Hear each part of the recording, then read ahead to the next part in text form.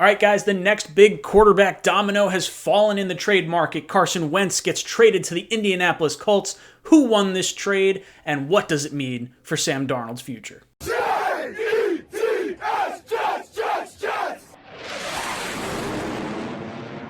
What's up, guys? Welcome to Jets Talk. My name is Ryan. I'll be your pilot today. If you're new here, hit that subscribe button. If you've been here before, welcome back. I love having you here.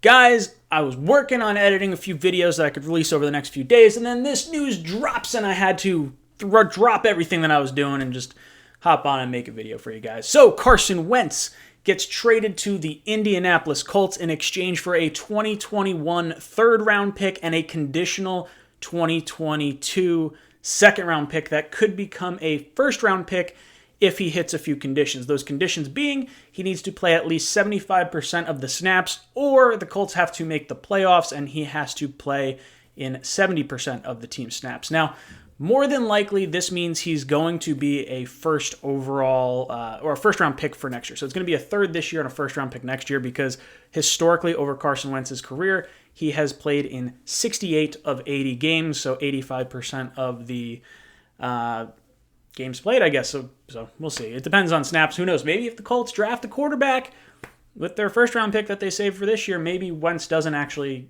hang on. But we'll see. So what does this mean? What do I think about it?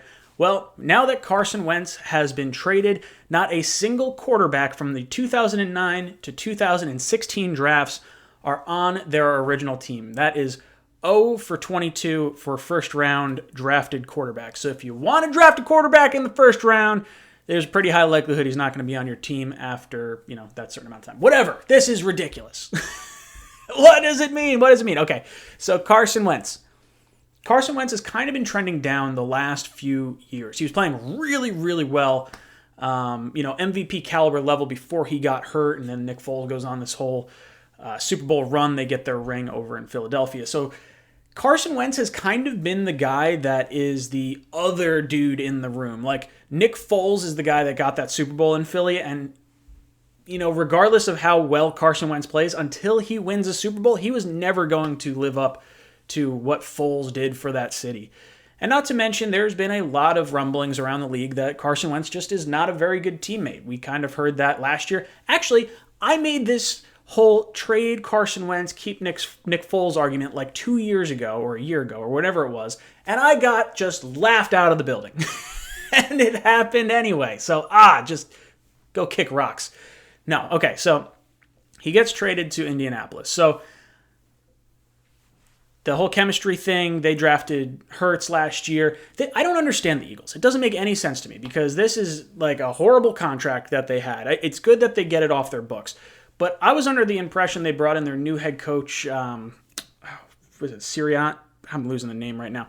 Colts former quarterback coach coming in, theoretically going to help Carson Wentz because Frank Reich, his former, OC or quarterback coach, is the head coach in Indianapolis, so they thought maybe there would be some type of connection there. So I'm confused. Did they let go of Doug Peterson because he played Hurts or did not play Hurts, or I don't know. It doesn't make any sense.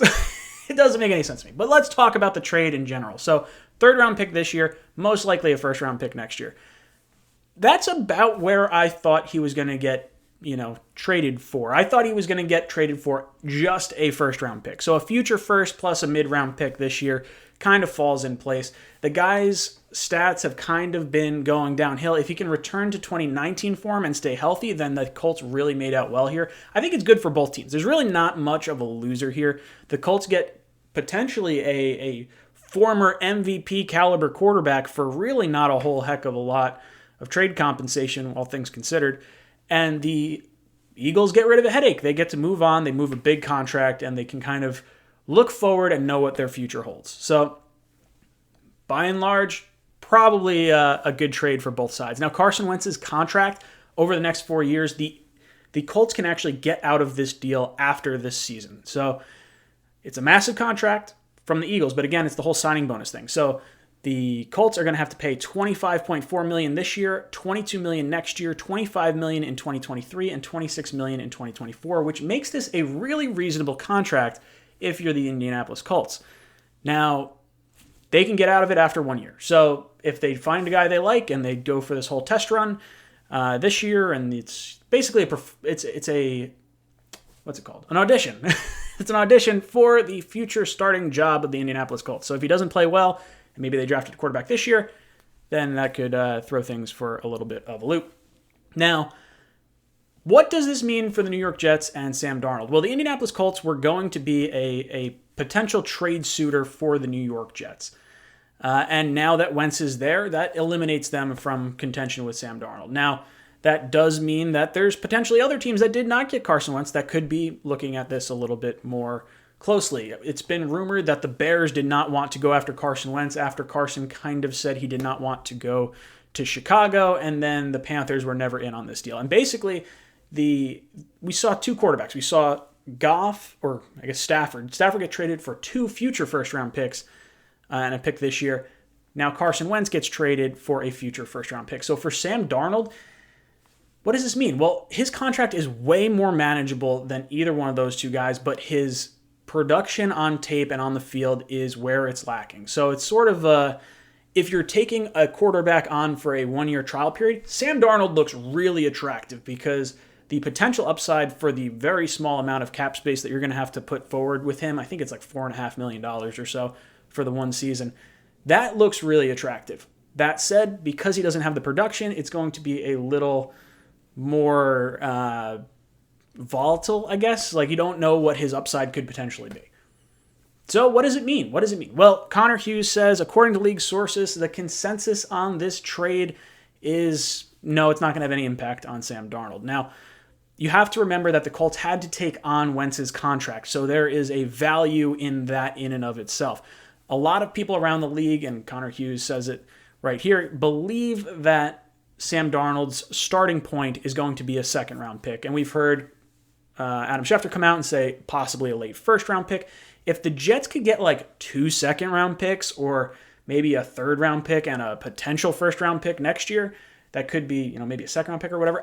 I don't mind going for a future first. I think that's all right in this type of situation, especially with a draft that's as volatile as it is. We didn't get to see any, a full college season. A lot of these guys opted out. There's going to be a whole lot more volatility in this draft than there is in other drafts.